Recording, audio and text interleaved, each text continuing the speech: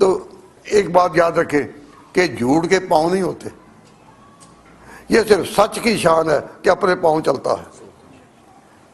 سچ کی شان ہے اپنے پاؤں چلتا ہے، اور جھوٹ کو چلانے کے لیے پاؤں لگانے پڑتے ہیں. تو جب آپ ذاکروں کو یہ کہتے ہیں جی راوی کہتا ہے، مدد سے ہوتی ہیں اور کہتے ہیں راوی کہتا ہے، اور جھوٹ کے پرندے سامنے آتے ہیں یہ کہتا ہے. جب قرآن اور سنت کے خلاف کوئی بات کہنی ہو تو وہ کس طرح جرت کرتے مولوی صاحب؟ وہ جرت سے کہتے ہیں راوی کہتا ہے. تو میں ان کو کہا کرتا ہوں کہ راوی کرنے والوں، ایمان کی بنیادیں قرآن اور سنت پر ہیں، راوی پر نہیں. حضور حج سے واپس آ رہے تھے، حجۃ الوداع سے واپس آ رہے تھے، تو جو حضرت علی کے ساتھ قریب لوگ ہیں، کوئی کسی کی مٹھ بھیڑ ہو گئی اور اس نے حضرت علی کی شان میں مخالفت میں کوئی بات کہی.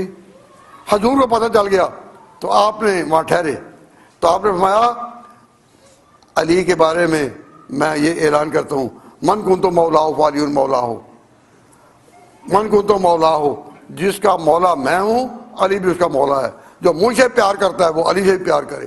اور پھر ایک بھائی چارہ حضرت علی کے اور اس کے درمیان ہو گیا. تو جو غدیر قوم میں اعلان تھا وہ خلافت کا تھا یا ولایت کا؟ ولایت کا معنی ہے محبت اور دوستی، محبت اور دوستی. تو حضور کا جو اعلان تھا وہ دونوں میں محبت قائم کرنے کا تھا یا نہیں؟ کیوں؟ پورے الفاظ حدیث کے یہ کہ من کنت مولا ہو فعلی مولا ہو، جس کا مولا میں اس کا مولا علی. اللہم اے اللہ وال من والا ہو و عاد من آدھا ہو، جو علی سے دوستی رکھے تو بھی اس کی دوستی کر، جو علی سے دشمنی کرے تو بھی اس کی دشمنی کر. تو حضور کا یہ اعلان ولایت ہے یا اعلان خلافت؟ ہمارے اعتقاد میں یہ اعلان ولایت ہے کہ حضور نے نام لے کر کہا کہ جو میرا دوست ہے وہ علی کا بھی دوست ہو. اب تھا تو اعلان ولایت، تو لوگوں نے اس کو بلا دیا کہ اعلان خلافت. تو میں ان کو کہا کرتا ہوں کہ راوی کرنے والوں، ایمان کی بنیادیں قرآن اور سنت پر ہیں، راوی پر نہیں. اس راوی سے بچو. کیوں؟ راوی جب طغیانی پر آتا ہے تو بڑوں کو بہا کر لے جاتا ہے. اس راوی نے کتنے ڈبوئے ہوں گے اب تک؟ اس راوی نے کتنے ڈبوئے ہوں گے کہ ہم گن نہیں سکتے.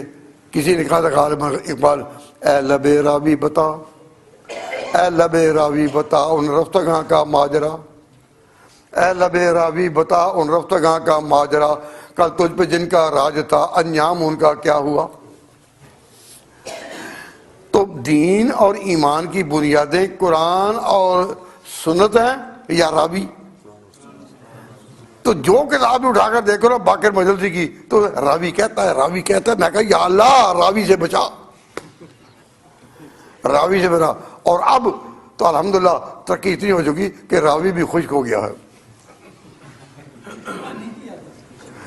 تو جب راوی خشک ہو رہا ہے تو اس میں یہ بات سمجھو کہ جو راوی کہتا ہے کہ جی غدیر قوم پر آپ نے جانشین مقرر کیا تھا، تو عقل انسانی سوال کرتی ہے کہ کیا وہی ایک موقع تھا؟